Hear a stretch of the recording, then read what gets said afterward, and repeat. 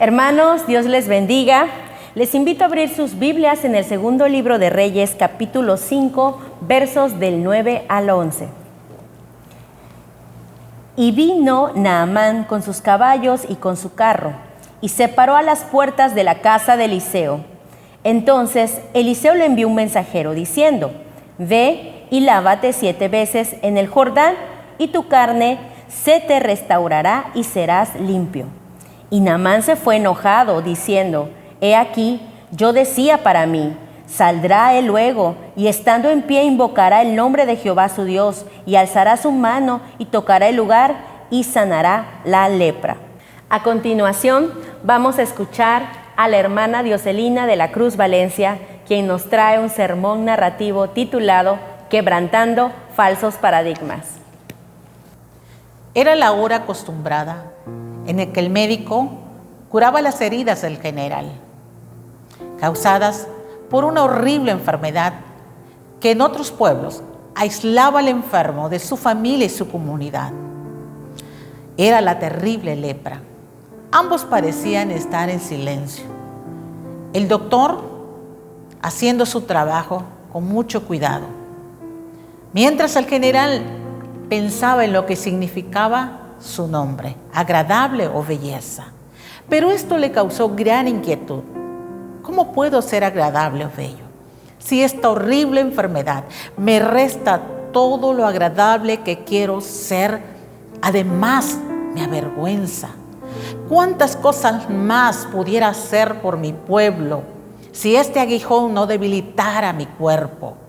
Aunque mi señor el rey me tiene en gran estima, Dios sabe, mi Dios Shamás sabe cuánta fuerza de voluntad necesito cada día para levantarme y para preparar mis batallas.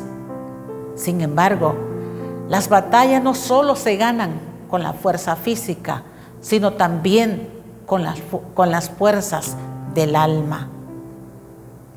Ay, pero cuánto diera por no llevar a cuesta este estigma de ser Naamán el leproso.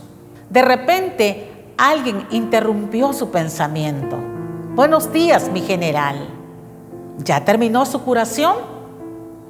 Naamán asentó con la cabeza, agradeció al doctor y lo despidió. Rápidamente su esposa se acercó a él con algo de prisa y con un brillo especial en sus ojos, reflejando esperanza e incluso algo de fe. Le preguntó: mi general, ¿recuerdas a la muchacha hebrea, la que me sirve en los últimos días? ¿La que es del pueblo de Israel? ¿La recuerdas? Me ha dicho algo que tiene que ver con tu salud y que me ha dado esperanza. Me contó que en Samaria hay un profeta que puede sanarte. Naamán la miró y le dijo: mujer, ¿sí recuerdas cuántos doctores han intentado curarme y no han podido? Y tú me dices que un profeta me puede curar. Ella le contestó muy entusiasmada: sí, te puede curar. Mi sierva me ha dicho que si tú vas y le ruegas, él puede sanarte. ¿Rogar?, preguntó Naamán. Yo no estoy para súplicas. La esposa salió de la habitación. Sin embargo, sus palabras se quedaron en su corazón y se replicaban en su mente. Naamán se enfrentó a su orgullo de general, pues era tenido en alta estima por su señor el rey y muy reconocido y honrado por su ejército. ¿Cómo era posible que ahora tuviese que ir a otro pueblo, un pueblo extranjero, y rogarle a un profeta que lo sanara? No era posible concebir eso en el corazón de Naamán. Naamán, con paso firme, se puso de pie y exclamó: soy el general del gran ejército sirio. poderoso en batalla. Y ser lo que ahora soy me ha costado mi trabajo. Y gracias a mis dioses tengo suficiente dinero para poder comprar y pagar el favor que yo quiera o el servicio que yo quiera. Así que no tengo necesidad de rogar un favor, mucho menos a un simple profeta. Inhaló y exhaló y se dirigió a su campamento con pasos lentos, como si llevase a cuesta toda la artillería de su ejército. Ese día intentó trabajar, pero no pudo concentrarse, recordando siempre las palabras de su esposa: ve, ¿qué pierdes? Cuando cayó la noche regresó a su casa, pero no concebía tener paz, pensando: ¿y si fuese posible? ¿Y si fuese cierto lo que ha dicho mi esposa? ¿Y si de verdad ese profeta me pudiera curar? Se retiró a descansar, pero no pudo conciliar el sueño. Así que muy de mañana se presentó frente a su rey, el rey Ben-Hadad, y le declaró todo lo que su esposa le había dicho. Y cuando el rey supo de la posibilidad de que su general, el leproso, fuese curado, lo animó y le motivó y le dijo: ve, anda, yo enviaré cartas al rey de Israel y él te hará bien. El alma de Naamán descansó, pues ya no tendría que rogar, pues el rey de Israel tendría que hacer el favor a su señor, el rey de Siria. La incertidumbre invadió su corazón, de manera que solo pudo exclamar: bueno, veamos si hay algo bueno en Samaria. Ese mismo día, Naamán y sus criados se dirigieron a toda prisa de Damasco al sur. En lo profundo de su corazón había esperanza, había emoción, imaginando lo que sería poder quedar libre de esa terrible enfermedad y poder disfrutar de su familia, estando nuevamente sano, sin moretones, sin dolor, sin heridas en su piel y sobre todo sin la vergüenza de ser el general leproso como muchos los conocían.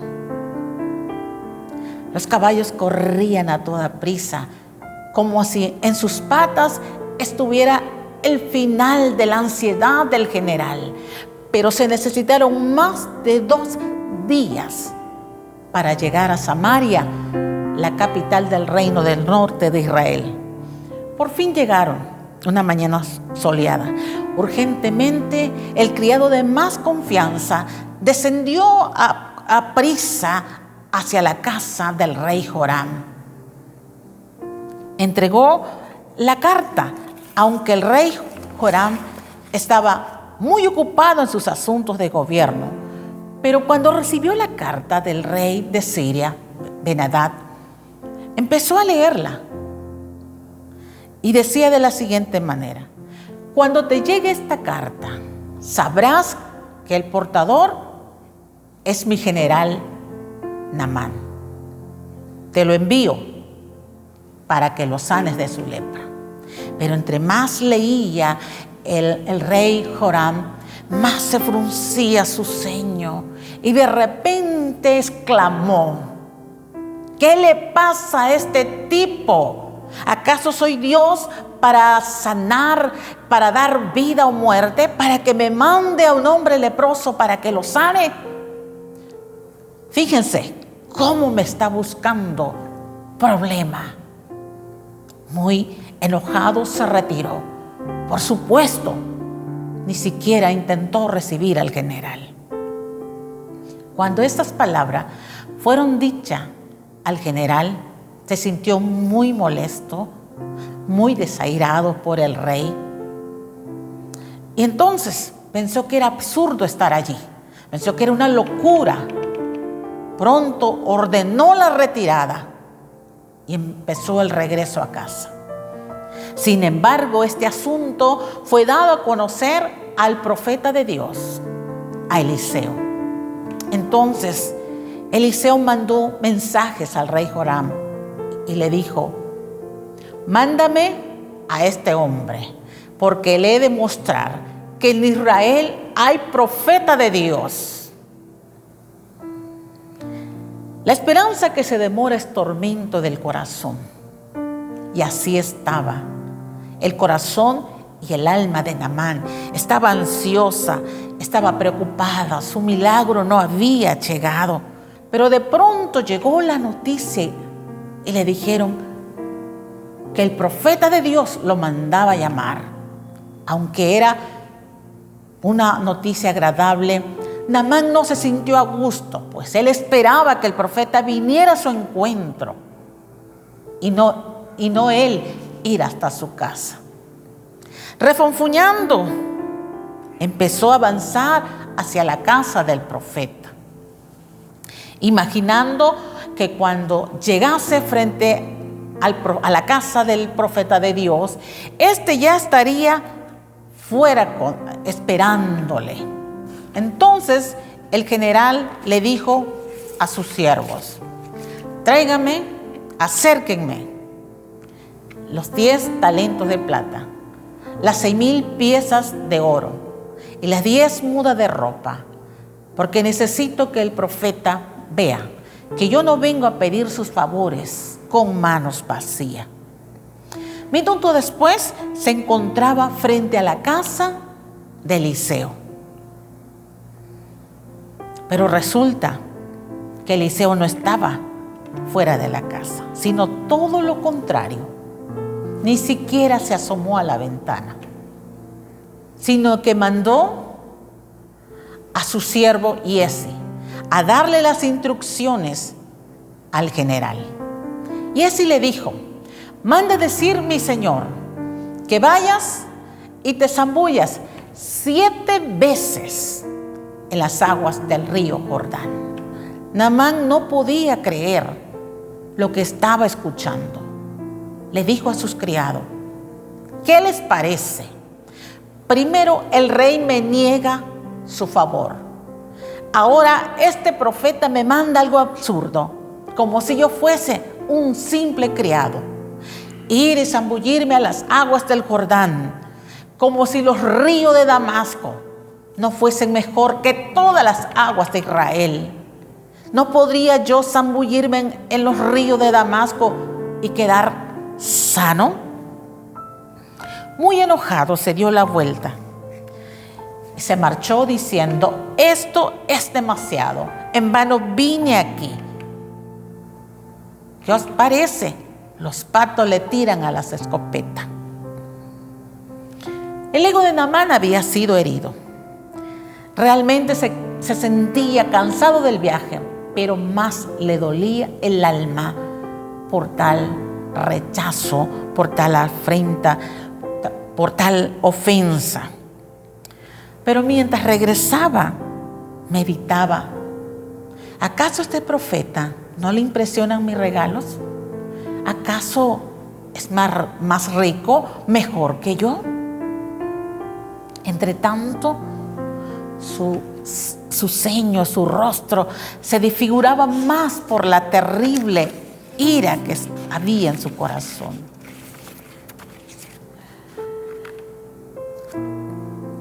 Sus criados le seguían en silencio.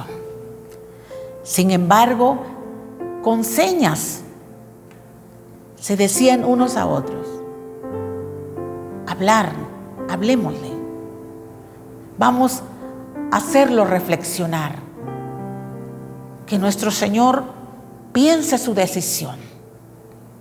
Con mucha cautela uno le dijo: Padre mío, concédanos unas palabras. Naamán no habló palabra alguna. Así que, llenos de esperanza, querían hacer recapacitar a su Señor. Padre mío, si el profeta te hubiese mandado algo más difícil, ¿no lo hubieras hecho? ¿Cuánto más ir y zambullirte al río Jordán? Padre, Señor, no permita que su orgullo y su ira se anteponga ante la posibilidad de ser curado de su terrible lepra. Naamán escuchó sus palabras, bajó la cabeza y se avergonzó, porque ¿cómo era posible que sus sirvientes estuvieran más interesados en la sanidad de su cuerpo? ¿Cómo era posible que ellos tuviesen más humildad y más deseo de ver a su Señor curado? De pronto, sus ojos se llenaron de brillo, su rostro se iluminó y dijo a sus criados: a las aguas del Jordán. Y prontamente se dirigieron a toda prisa hacia el Jordán. La brisa fresca acariciaba el rostro del general, y como nunca antes su corazón se llenó de humildad y pudo entender que necesitaba obedecer la voz del profeta para recibir el milagro que tanto había deseado su corazón, que no estaba perdiendo algo bueno, todo lo contrario, se estaba deshaciendo de un enemigo, de su falso orgullo. Cuando estuvieron frente a las aguas del Jordán, que esa mañana estaban muy tranquilas, Naamán bajó con determinación. Y cuando estuvo dentro de las aguas del Jordán, recordó la orden del profeta: zambúllete 7 veces. Entonces, ansioso, empezó: 1, 2, 3, 4, 5, 6. Venía la última vez. Su corazón con fuerza palpitaba. Entonces, con determinación, se zambulló la 7ª vez. Y cuando Naamán salió de las aguas, su piel había cambiado.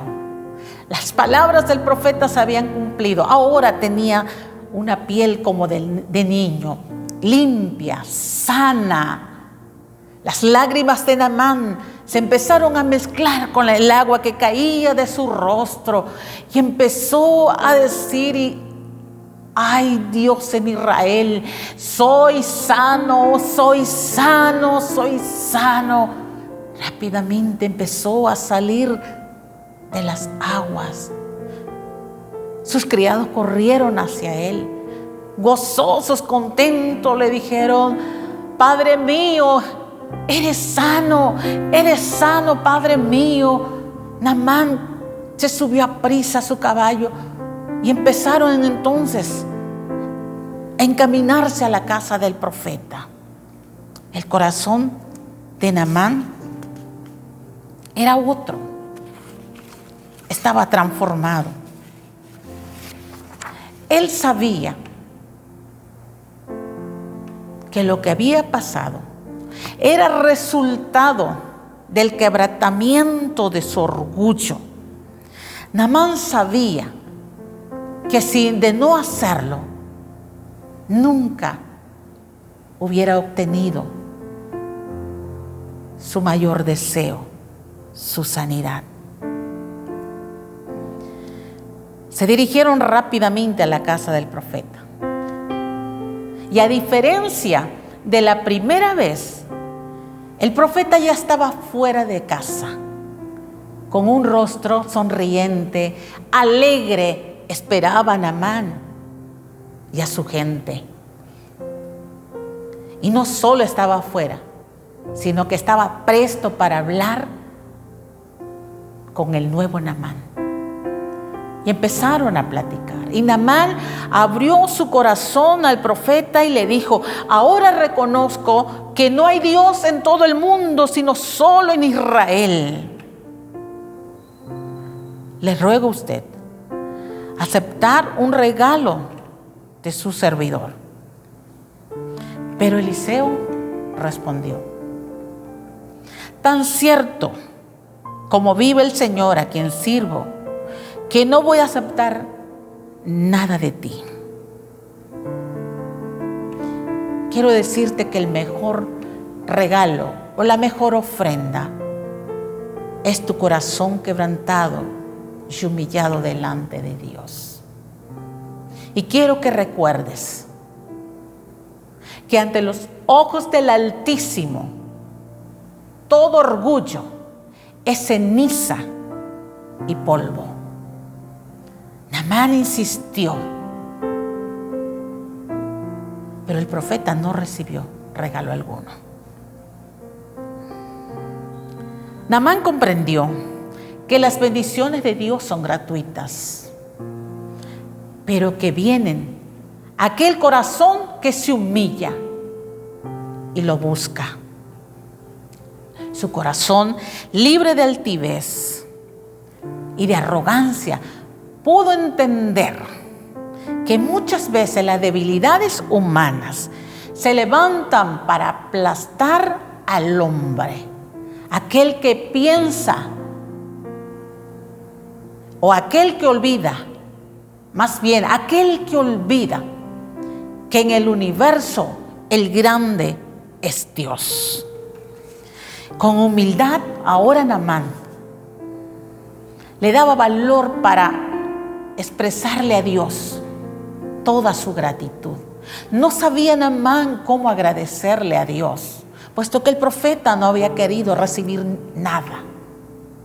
Entonces se le ocurrió una idea y le pidió al profeta que le regalase tierra del suelo de Israel, para que cuando regresara a su casa, a su tierra en Siria, él hiciese un altar a Jehová, el Dios de Israel, a quien ahora reconocía como el Dios verdadero. Eliseo no le negó su petición, todo lo contrario, también lo bendijo para que regresara en paz. Cuando Naamán estuvo en casa, lo primero que hizo fue su altar. Y con corazón agradecido y con libertad para adorar a Dios, le agradeció profundamente por haberlo ayudado a despojarse de su falso orgullo, porque de no haberlo hecho, nunca hubiese obtenido su milagro. Le agradeció también por todos aquellos que le ayudaron a entender que su orgullo lo iba a derrotar. Entendió que su orgullo antes quizás en algo lo mantenía de pie, pero nunca había sido feliz como ahora. Calladamente lloró y expresó a Dios la siguiente oración: Jehová, Dios de Israel, ahora mi Señor también, gracias por quitar de mi corazón el orgullo y la soberbia. Gracias por darme una piel nueva, pero también un nuevo corazón. No solo sanaste mi cuerpo, sino que también sanaste mi alma y me quitaste la vergüenza de ser Naamán el leproso. Dios de Israel, sé que eres el verdadero. En adelante yo te adoraré. Gracias por el amor que ahora has puesto en mi corazón y por la plenitud que hoy disfruto. Seas alabado por los siglos de los siglos. Gracias. Ha sido un placer para mí poder compartir con ustedes este sermón narrativo. Que Dios te bendiga.